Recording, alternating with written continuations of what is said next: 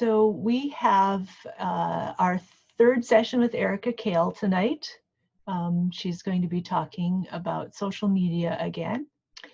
And we have a special guest with us tonight. Well, guest isn't the right word because she'll be leading these sessions after tonight. So Karen Reich, and am I pronouncing your last name correctly? Yeah. Okay. Karen Reich is the new internship programs coordinator for FARRMS. So she will be managing the Farmers Market Internship Program and the Sustainable Ag Internship Programs for the remainder of the summer season.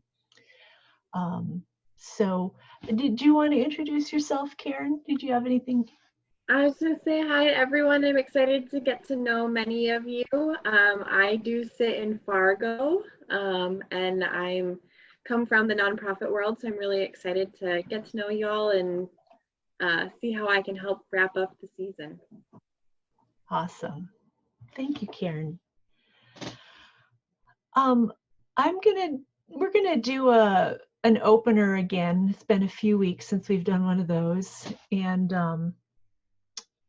we're gonna do this sort of popcorn style. The question is, what's one word that sums up how you're feeling today or how the last week has been?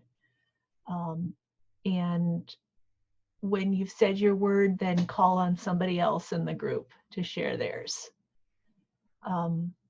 So my word tonight is busy. Slightly overwhelmed, but getting better. There's just a lot going on at FARRMS right now. And I'm going to call on Karen.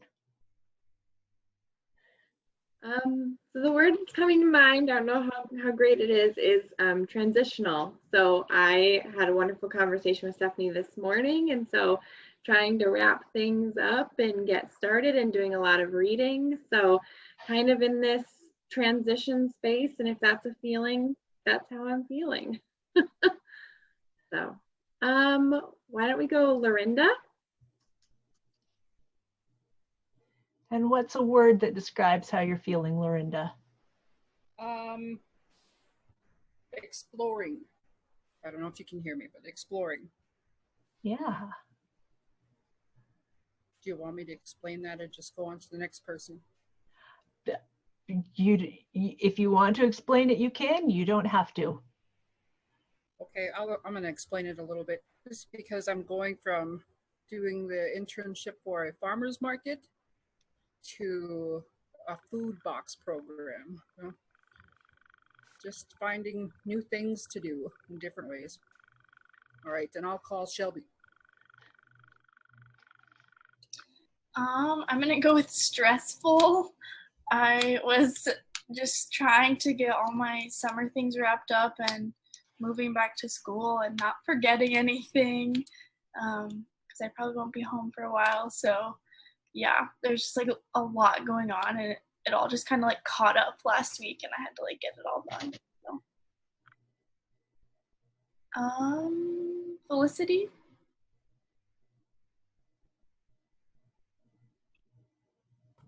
Hey, I'm gonna keep my video off tonight just because we have a plumber over and my dog's kind of going crazy and the house is really hectic right now. So just so you know. And I guess my word for the week would probably also be hectic.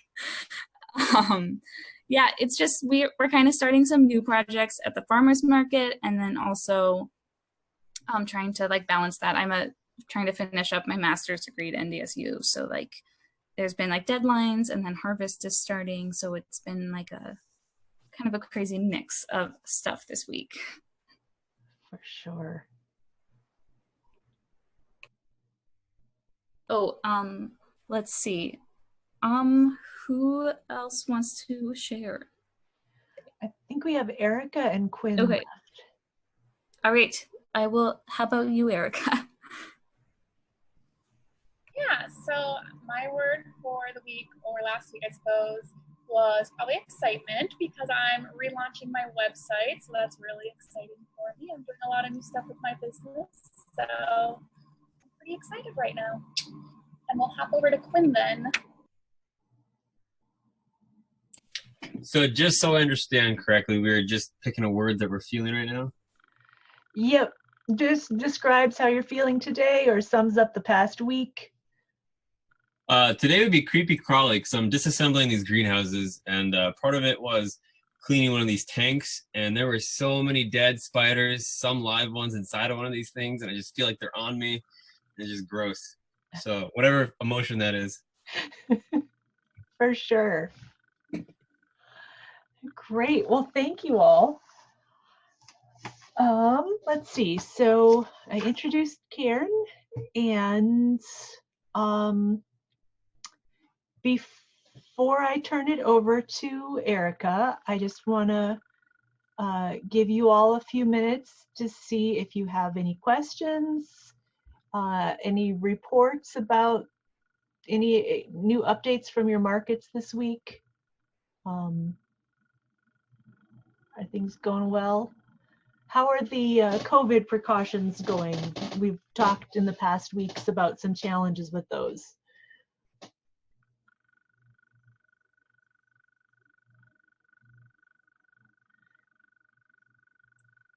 In Minot, we decided that we'd find a new way to reline the vendors because we have about 28 of them now. Typically only about 20 of them show up, 2021 on average, but we want to be prepared. So what we did is designed a new way of setting it up, and that kind of spaces it out, but we don't lose the community feel since we're just in a big open parking lot. So that was a bit of a challenge, but other than that, we haven't done anything else. Great.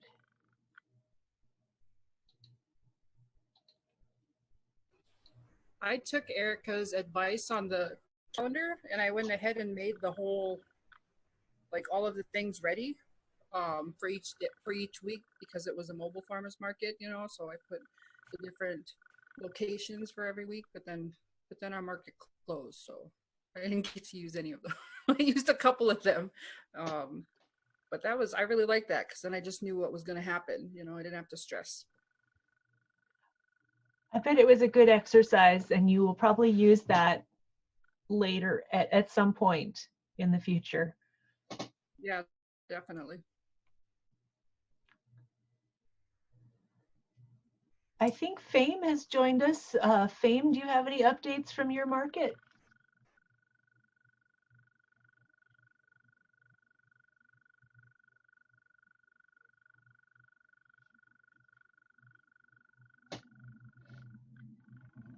Okay. Well, Erica, I have made you the host, and Erica Kale has been, this is the third in a three-part session series that she's been doing on social media. And so welcome back, Erica. Hello. Yeah, I hope all the tips are helping you guys, whether you get to them now or later. That calendar thing does really help if you get to stick to it to reduce stress, that's for sure. All right, I'm going to share my screen because I have a presentation again for you guys this week. So let me get that going.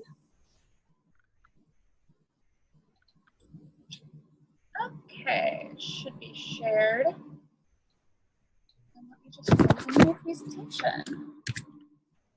Oops, that was not right.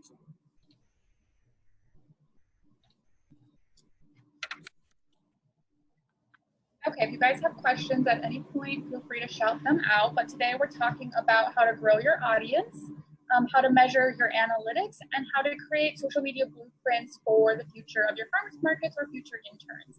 So kind of a couple different things. Some of this will be really familiar to stuff we've talked about in the past, but just good reminders on different options and strategies you guys can do for these things. All right, let me hide. There we go. Okay, so the first thing I'm going to talk about is how to grow your audience. So how to get a bigger audience for your Instagram or Facebook or whatever social medias you're using. I have kind of some 5 key strategies that I like to recommend listed here, and we'll go through each one just to give you a little background on how you can achieve each of them. So consistency, engagement, marketing materials, giveaway partnerships, and hashtags are kind of the 5 we're talking about. Can I interrupt you for just a sec? There's some kind of echo in your audio. Is this better? Yes, thank you. Okay, good. Okay, so first we're going to talk about consistency and how that helps grow your audience. So posting on a consistent basis, whether it's the 1 time a week we talked about, 2 times a week, 3 times a week, can really help slowly grow your followers.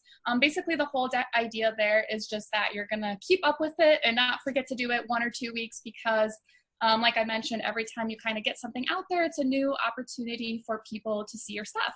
So being consistent with it, however often it is really important to grow the people that are seeing your things. And then another thing with that is using analytics, which we'll talk about a little bit more as I go, but using those to post at the right time so more people will see the stuff that you're posting. And we'll talk about that as we go. And then the second thing is a strategy I use whenever I take over accounts, but it's engagement. So whenever you're logged into your farm social media account, whichever farmers markets you're in charge of, using that account and following other people, following other businesses, following your vendors, and then commenting authentically things on their market or things on their feeds like, so excited to see you at the market or whatever it may be. And then tagging people in your pictures, which we've talked about a lot. Doing those different type of engagement things can really help grow your audience because whenever you're commenting on another person's Instagram, their audience has an opportunity to see your account and check you out and figure out who you are. Following other people is also a good way to kind of spread the word because whoever you follow will kind of see that you're following them.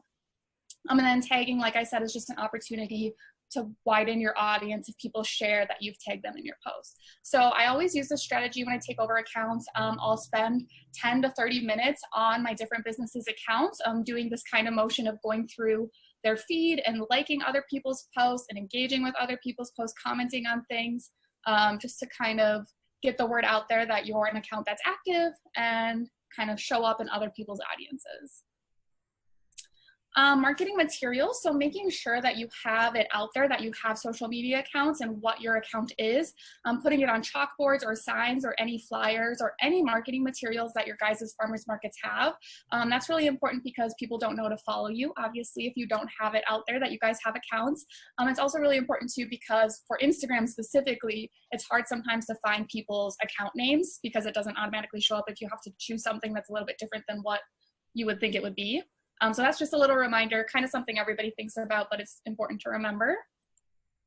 And then giveaways and partnerships. We talked a lot about this before, but doing a giveaway strategy where in your giveaway, if you're giving away a gift basket like we talked about last time, to win the giveaway, you could ask them to like and follow you to enter to win, or you could ask them to follow you and tag a friend in the comments to enter to win.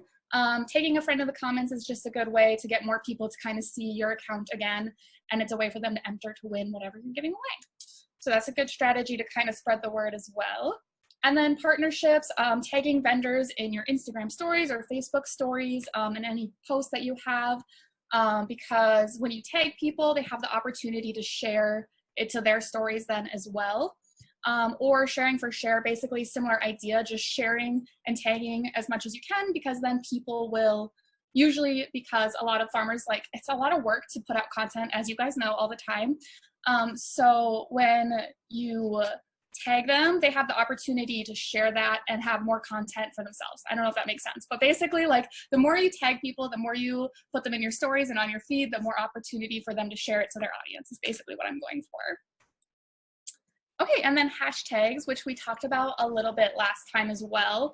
But basically, because you guys aren't looking for like a national or a global audience, I don't necessarily recommend hashtagging like farmers market or hashtagging anything that's really broad. But hashtag is basically a search tool. So think about what people are going to be searching for you specifically, especially in your different cities. So I highly recommend tagging, hashtagging your city and state, hashtagging your state, hashtagging any downtown region that is a hashtag for you guys, or any region like Midwest. That's how people that are local are going to find you, especially in Fargo. We have like downtown Fargo, things like that, because people will follow those hashtags or look at those hashtags to see what there is to do in the area, especially people who are moving or visiting certain places. That's just kind of a good way to stay in the search results for different things like that.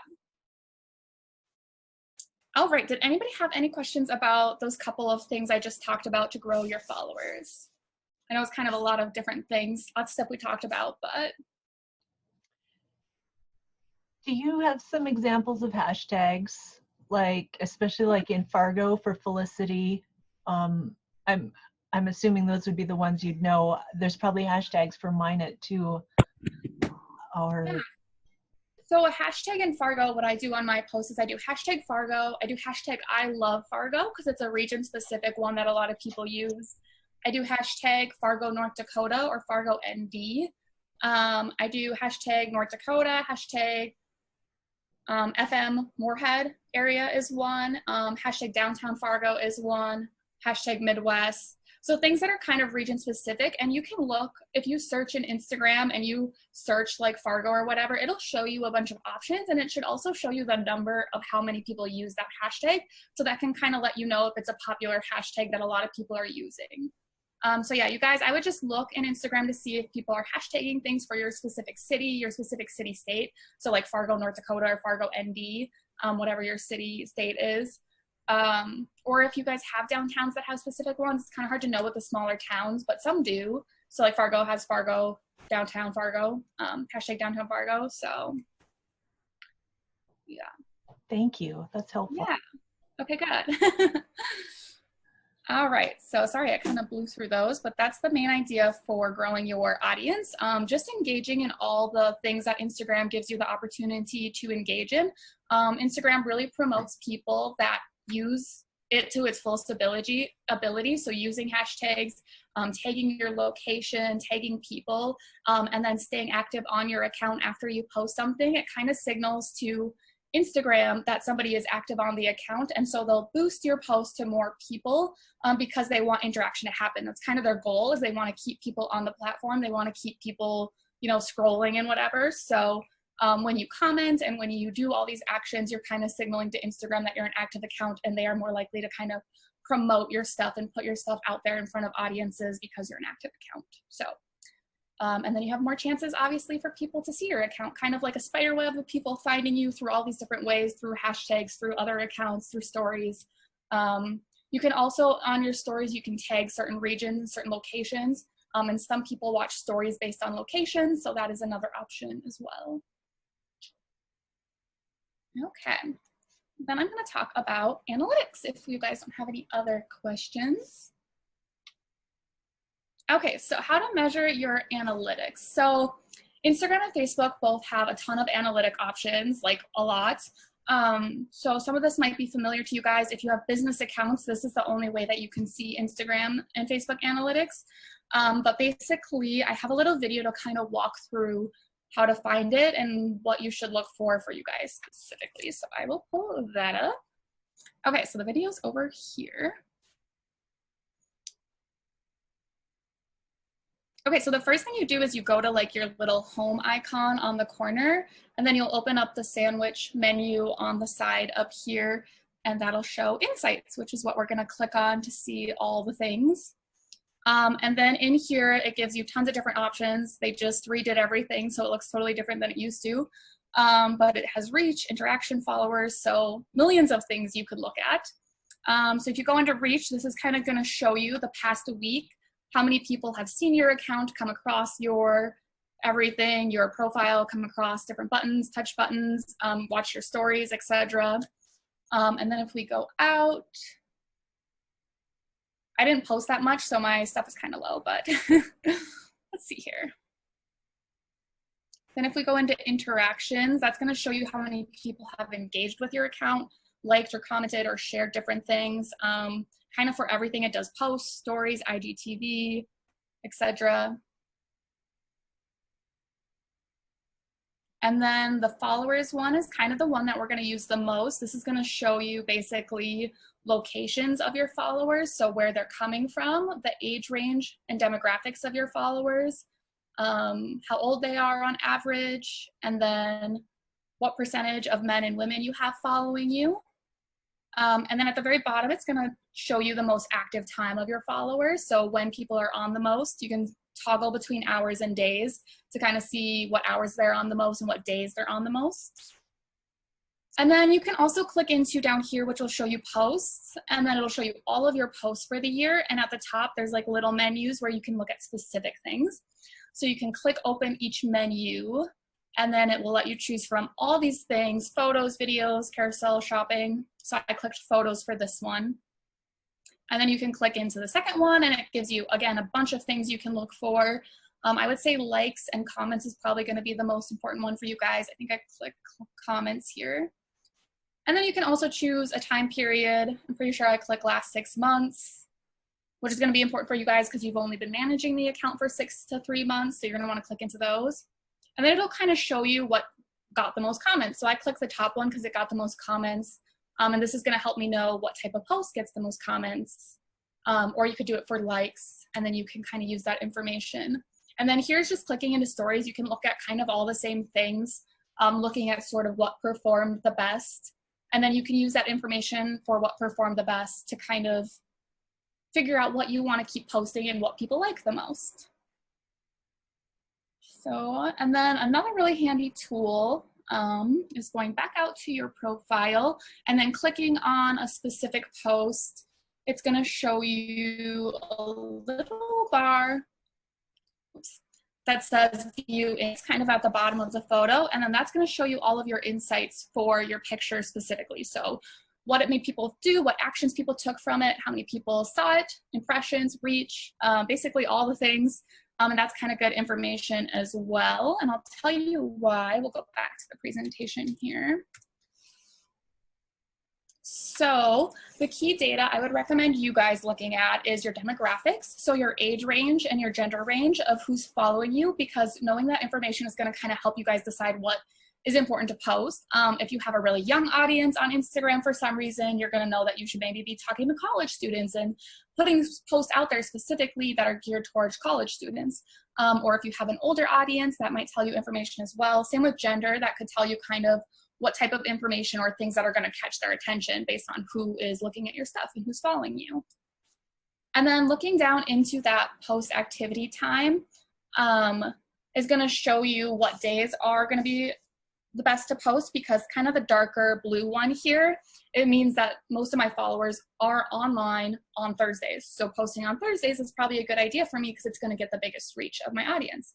And then you can also click on hours, and that's going to tell you what hours people are online the most. And then you would want to post before that hour or hours happens, because that's going to get you the biggest reach again. And then I would also recommend looking at your posts specifically, like I showed you, and going into photos and likes and last 3 months, and then just looking at your top performing posts, because that's going to kind of tell you what your audience really likes to see. So if you're looking at your top ones and it's all a certain type of post, you're going to want to keep doing that because it looks like people really like it and really like that information. You can also click into it and look at what your caption was and see kind of what in the caption maybe grabbed people's attention. And then you can use that and recreate that to keep up your engagement and keep doing and showing things that people like. And then lastly, it's really great to look at your last like 4 insights to kind of see what your reach is on average, kind of if people are bookmarking it, which is what this little corner one means. That's really good to know, because if somebody bookmarked it, that means it was really valuable to them and they want to go back to it. Also, this little share button is really cool to see how many people shared it. Also means it's really valuable to them and they wanted to share it. So those are some Instagram metrics that are really important for you guys, mostly demographic, posting times, and then just like keeping an eye on your metrics for each post on how well it did is what I would recommend looking at. Now, if we go into Facebook, did anybody have any Instagram analytical questions before I move on to Facebook analytics? There's so much to look at, I know, so it's kind of like overwhelming, but if you just focus on what's going to help you post better in the future or post for a certain audience, that's kind of what I like to do.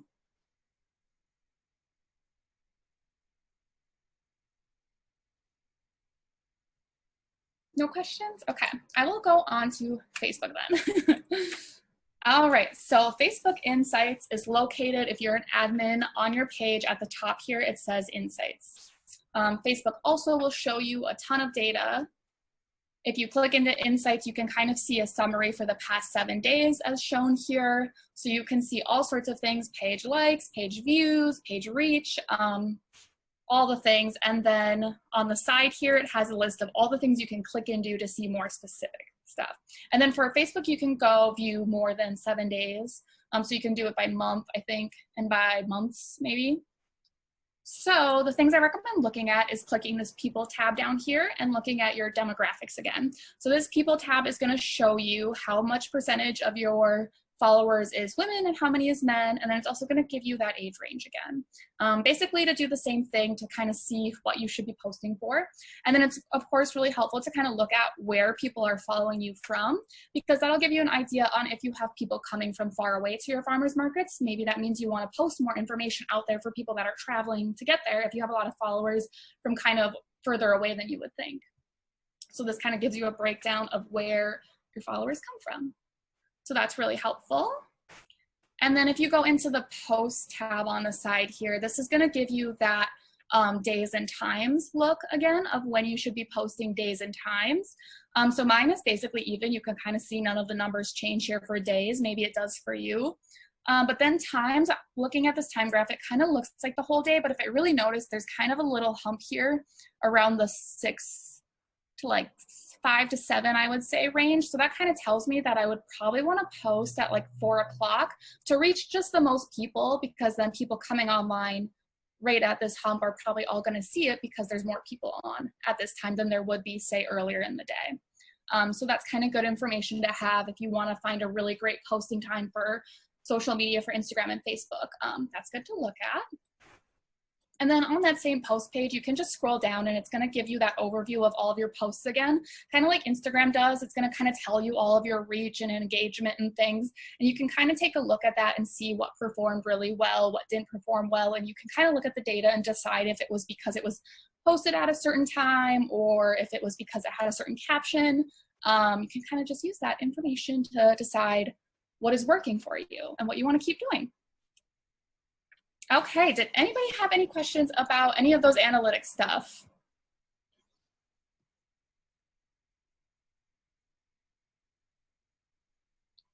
Okay, perfect. If not, I'll jump into my last piece. I kind of kept this presentation shorter because I tend to always take up the full hour. So we have lots of questions. So we have lots of time for questions this time. If you guys have any social media questions for me at the end, you could ask them then. But basically, the very last thing I put together for you guys is how to create a social media blueprint for future interns or future people who take over the account. And it's just this one slide here, kind of outlining things that are going to be really useful to next year's people that take over your account. So the very first section of things I recommend you writing down for them is your brand identity, concept board, or any apps and elements you use. So basically, what apps you use to edit your photos, like if you had any specific editing you use, if you used Canva, what specific graphics did you use? This is going to help new people that come on next year to keep it really consistent so that the feed can keep staying consistent. Any concept boards, basically, if you guys have any pictures or things that worked really well, I would screenshot those and put it into kind of a collage. There's this website called moodboard.com where you can just throw pictures and it'll create like a little collage, which can be really helpful. It's just like a URL you can give people.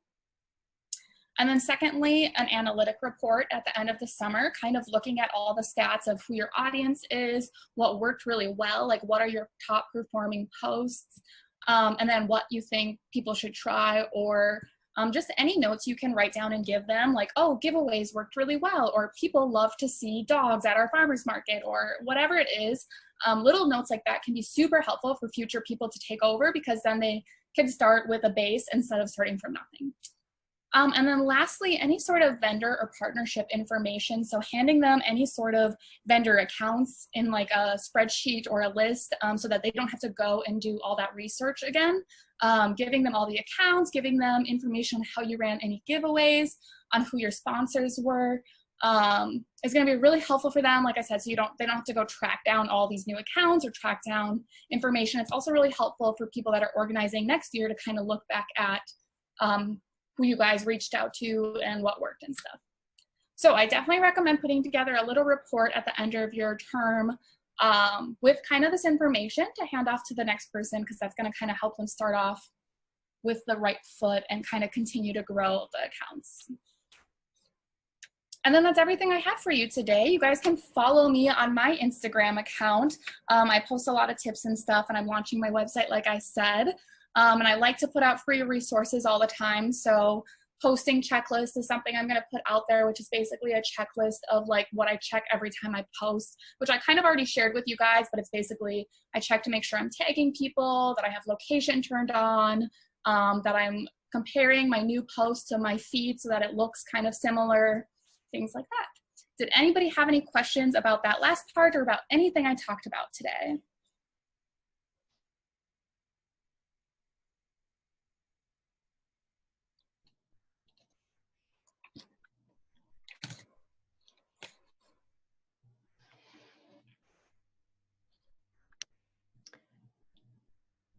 I think this is something you talked about earlier, but it's worth repeating.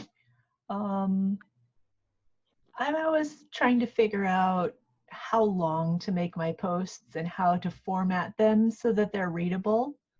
When I see a block of text, I just like glaze over and don't read it. But if it's split up, it's easier. But maybe you have some additional tips. I think we talked about using emojis to break it up. Any other things we can do? Yeah, so what I talked about last time and kind of like how you can get people to stop and read a post or format a post is I do put a break, an enter break in between every sentence. It kind of depends on your audience. I think that an older audience is more likely to read a paragraph than a younger audience. There's not like a ton of data behind what works the best, but I have kind of noticed that. But some people do block paragraphs and it works really well for their audience. So you kind of have to try different things out. But as far as grabbing people's attention, making sure that that very first sentence that you put in a caption is either a question or has capital letters or has emojis or is just going to be something that people stop and look at.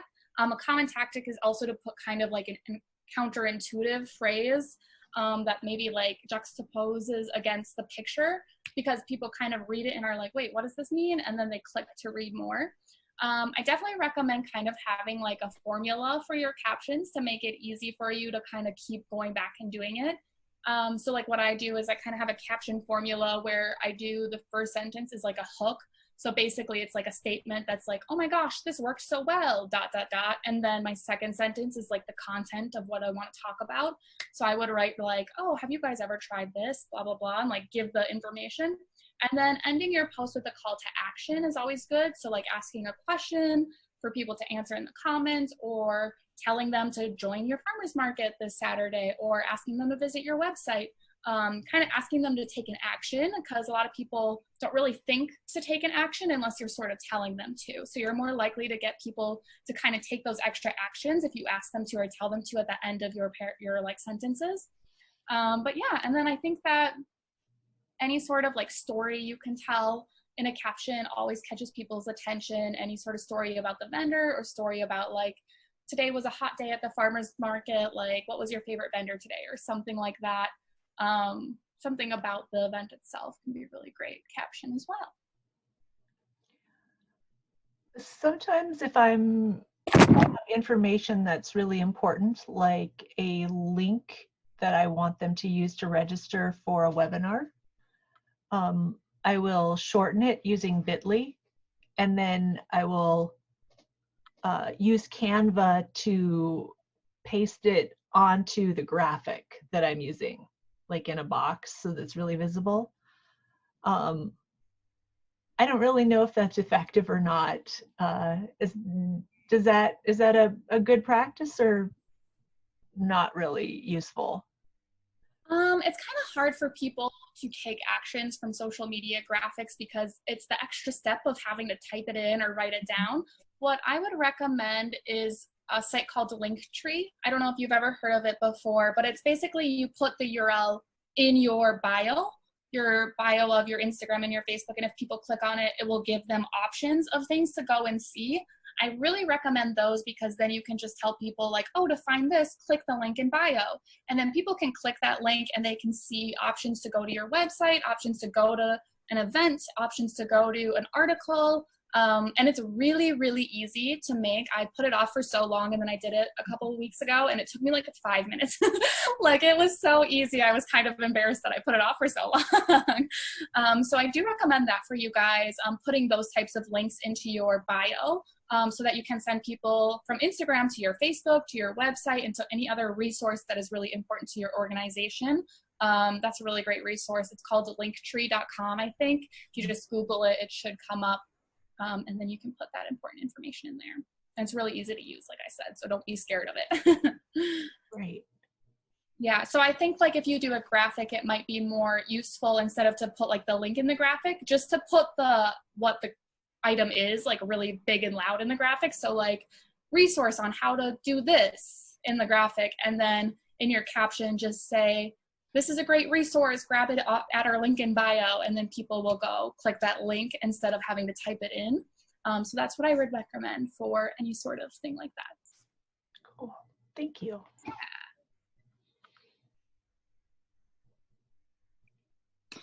Do you have any tips for like Facebook and Instagram ads, like sponsored ads? Yeah, so I do recommend for Facebook and Instagram, it's kind of common practice not to boost posts, but to create your own ad, just because boosting posts usually doesn't have as good of a reach as making an ad in the platform. So Facebook manages all ads if it's connected. If your Instagram is connected to Facebook, you can manage all of your ads from the Facebook ad manager. And then in there, you have a ton of options. Let me see.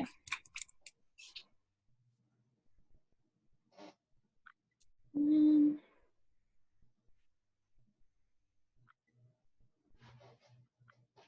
second. Let me just remember how to use Zoom. And then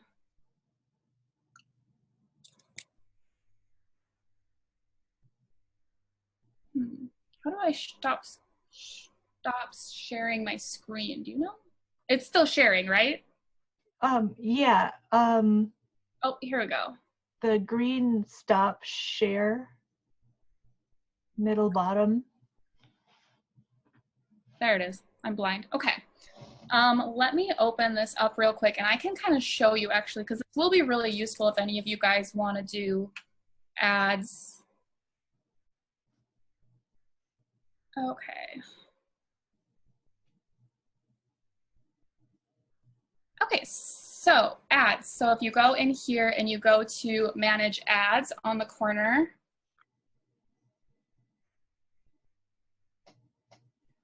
and then you'll go to your account. You can go into the account. It's really confusing. I know there's kind of a lot to look at here. I'm gonna go to, I have multiple ad accounts. You guys probably will not. I'm gonna go to my ad account here. Actually, you know what? I'm gonna go. So this is a campaign that I recently ran. It's called Shop Small Summer. And you can see kind of here, I have some ads. So basically you can look at campaigns here. You can look at ad sets here. You can look at ads here. That's really confusing, I know, but basically you'll just hit create when you want to create an ad. And then in here, it's going to give you kind of all these options on why you're creating the ad. So you can click whatever you'd like, but maybe like brand awareness or traffic if you want people to go to your website. So you can kind of click into brand awareness here. And then you can set your budget right here for how much you want the ad to run for, daily or lifetime. For daily budget, I would not do any more than $5 a day. And then your bid is going to be at lowest. And then when you go into your audience here, you're going to want to possibly do a lookalike audience. That basically means it's going to show to people that are already following your account.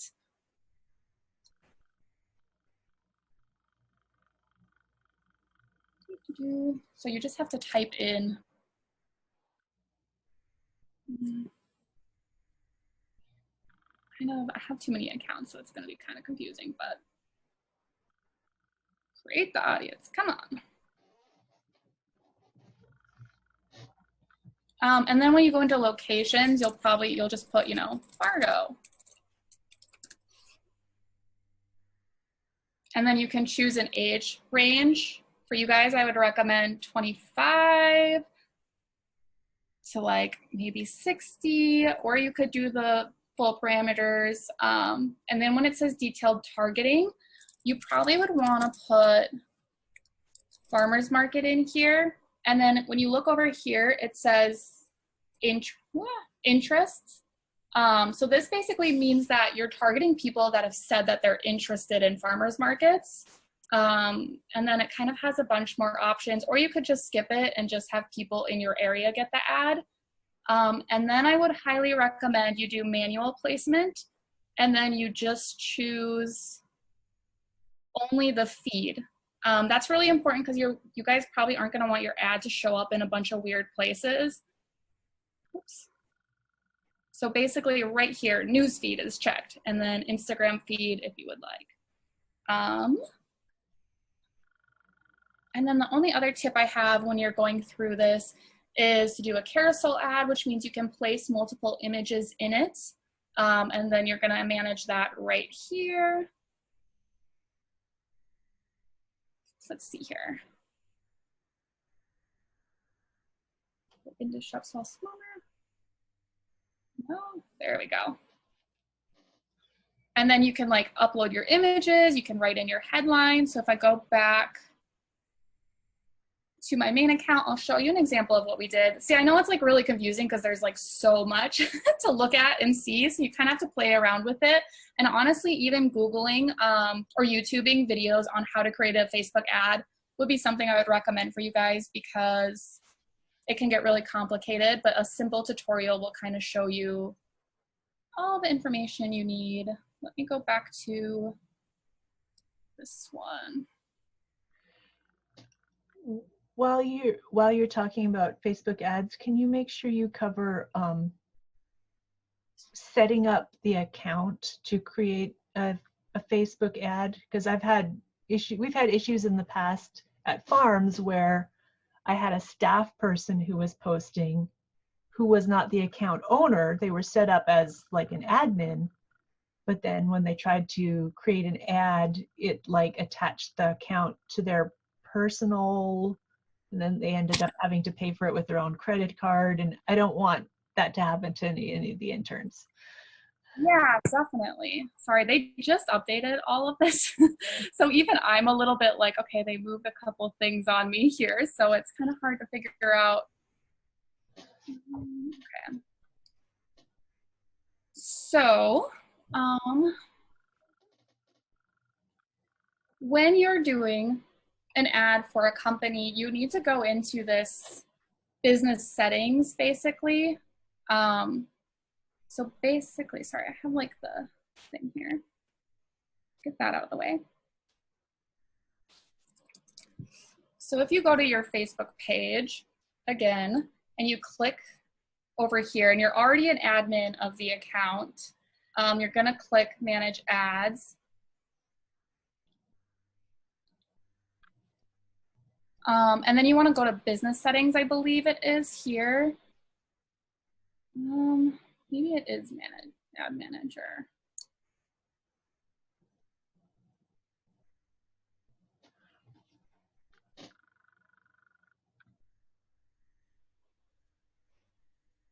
Sorry, like I said, they just changed a lot of this, so I'm also kind of like, why did they do it like this now? Okay, so you go into business settings there. Sorry about that. So once you go to Business Manager and you go into, maybe that isn't it. Oh, business settings here. Is this it?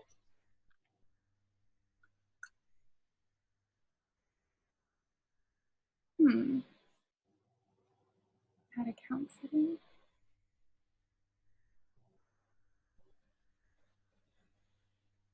I don't know if I'll have the best information for you guys because I am very unfamiliar with the way they restructured their platform.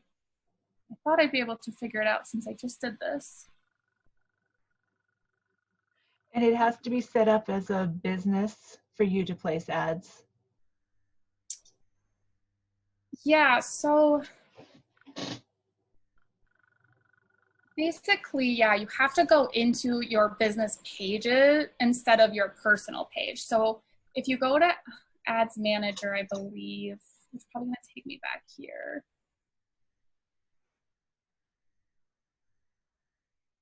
I think this is the same thing.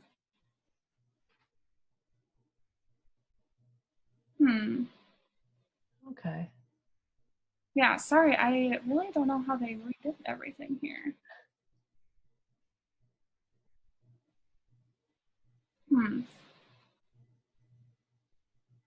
So in ad account pages.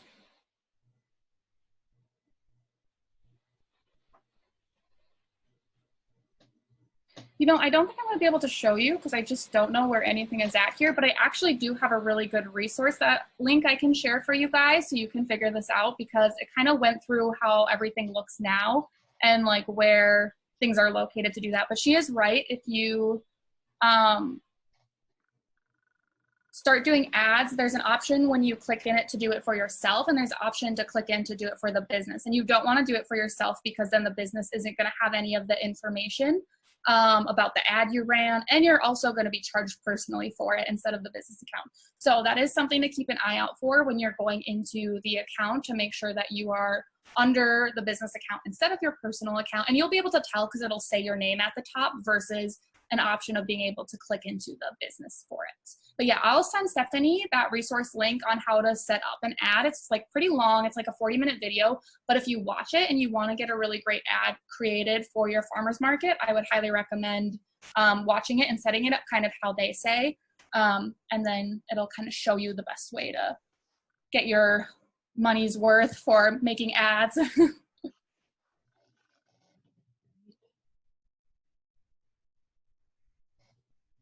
So yeah, sorry that wasn't the most helpful. I just did this too and I can't even figure it out, but Facebook does like to make things a little complicated. Sometimes you really just got to click a lot of links to figure out where things are at, and you just got to keep trying and being like, what does this do? Any other questions? Maybe you did this on a previous week that I wasn't a part of, but I'm curious, as you talked about hashtags, I'm always confused, like how many hashtags is the right number? I mean, I see some where there's like 100, and then maybe there's like, I always tend towards like 3 or 5. Yeah. What's the right number? So hashtags are a search tool, like I mentioned, so there isn't necessarily a magical number. I do recommend kind of knowing why you're using the hashtags though, because a lot of people like to put hashtags in there because they want to grow their followers and they want to just kind of get everybody. So if you put in like photographer and like lunch and like, you know, anything under the sun that describes the picture, you're going to be showing up under those hashtags, but that doesn't necessarily mean your audience is going to be under those hashtags, right? That's why I recommend the local hashtags, because you're actually getting in front of people that are going to go to your farmers market. And that's kind of the key to any social media accounts. You want the right people to be following you. It's nice to grow your followers, but it doesn't do you really any good to have followers that are never going to come to your farmers market and that are never going to interact with your page because they don't know who you are. So consider that. And then, yeah, as far as how many hashtags, there really is no magical number. Just do enough to feel like you're reaching those audiences. I like to do 3 and kind of just switch them up every now and then. And I like to put them at the end of my post. You can also comment them. There is no difference, just kind of however you like. So.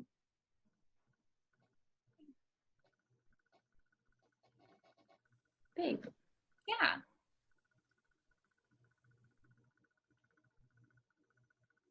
Any other questions?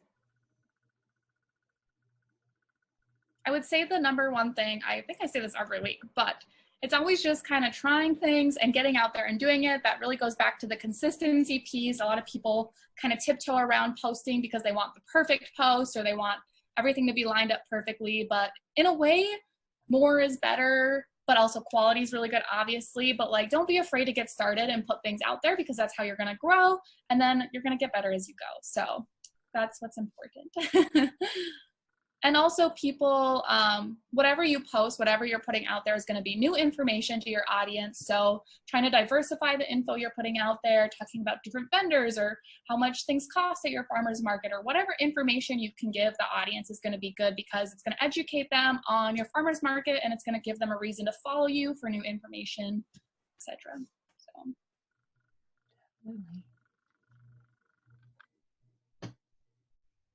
Any other last minute questions?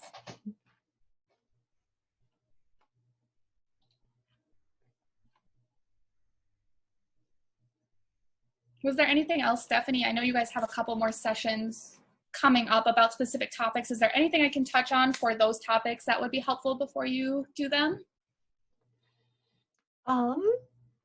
Well, we are going to talk about vendor recruitment. Obviously, it's the end of the season, so it's a bit late for recruiting for this season, but maybe there's some things some groundwork that can be put in place to help recruit vendors for the next season. And possibly social media feeds into that. And then what we talked about today about metric, seeing your insights and your metrics, that kind of ties in with the customer counts that they've been doing. And we are going to talk about market assessments and data collection next week. Last summer's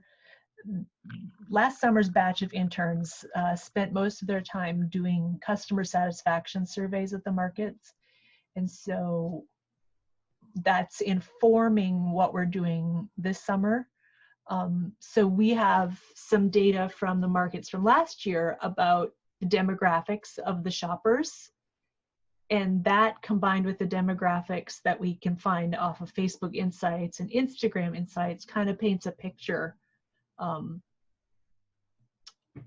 who your audience is altogether, both who is your online audience and who is actually making purchases at the market. So I don't know if that. Yeah. I definitely would say if you guys do surveys this year, if you have any sort of electric way to collect that data, Google Forms is a really great way to collect survey data. And social media is a great place to ask for people to do those surveys. Also, if you do that again this year, that's something you could include in your link tree, and a reminder post you could say like, oh, take our survey for the market this year. If you guys do another survey, I would say collecting data from social media users also could be a good option via that. And then as far as the first thing you mentioned, vendor recruitment. Yeah, I would say that a really great practice for farmer markets on the off season is probably to do a lot of social media about vendor recruitment. Basically informing them of how to become a vendor, what vendor looks like. So posts about like, it costs this much to become a vendor for next spring, and our vendors saw XYZ data. Collecting data from your vendors could be really helpful to average sales they did, or average customers they did, or average growth they had with their social media account. Because putting that information out there is going to attract new vendors via social media as well. So if you tell people like, oh, they saw this many customers at a farmer's market on average, that could be a really great way for people to see that and be like, oh, I should try that out. So social media posts like that during the off season, I think definitely could tie into vendor recruitment. Just keeping people informed about how to become a vendor, and then keeping people informed on what it looks like to be a vendor. So I do think that would be something good. And that could maybe even be something your interns make graphics for or build out, and then can hand off to the runners on the off season, and then the people running the programs can post them. So if you guys did that in advance for your teams, that would probably be really helpful to them. So something to think about. Definitely. And one quick question, you said, doing surveys on Facebook. Facebook used to have a feature where you could do polls. Is that gone? I haven't seen those in a long time. Yeah, I think that they changed it a little bit. I actually am not 100% sure. I know you can still do it in groups, but I think that they might have taken it off of the, I don't remember. Let's see. I think it's like just really hidden, because I know like the Fargo Theater downtown does some really cool like movie mashups this summer. where you like vote for your favorite, but I would also be intrigued in learning how to set them up because I haven't figured it out, but Yeah. people are doing them.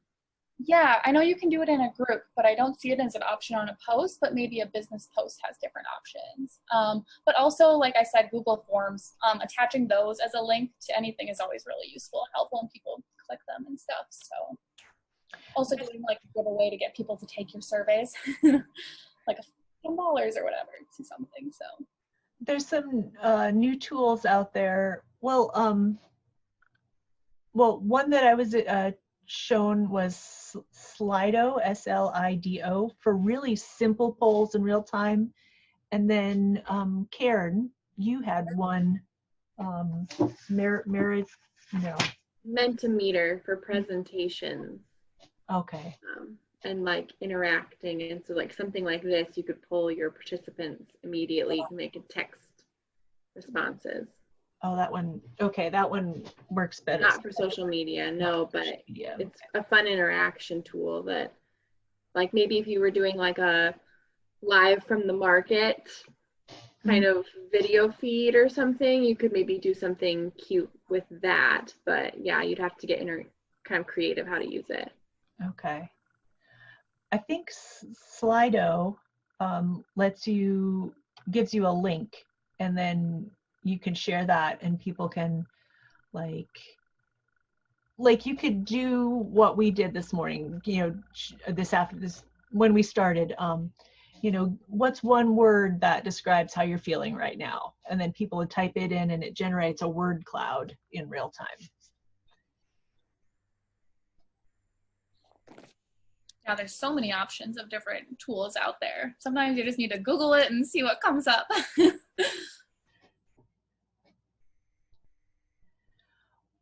Well, it's just about 7 o'clock. So thank you, Erica. This has been wonderful. Tonight's presentation had a ton of really great information. I'll send you that slide deck again, Stephanie, to share with everybody. And then I'll just send you some resource lists of things I've talked about in the last couple sessions to send everybody, just in case they were wondering what else I've talked about, what apps I've used and stuff. I'll send that to you. So that will be very, very helpful. Thank you. So next week, I have to double check my list, but I think we're talking about market surveys and assessments and different ways to collect data at your market. We will be having a switch over soon, hopefully this week, to a new intern platform. So your homework and your readings and like the information that Erica's going to send over will be available to you in a much more usable, readable format than the Google Sheet that you've been using all summer. And I think that's all we have for this week. Any last questions before we sign off?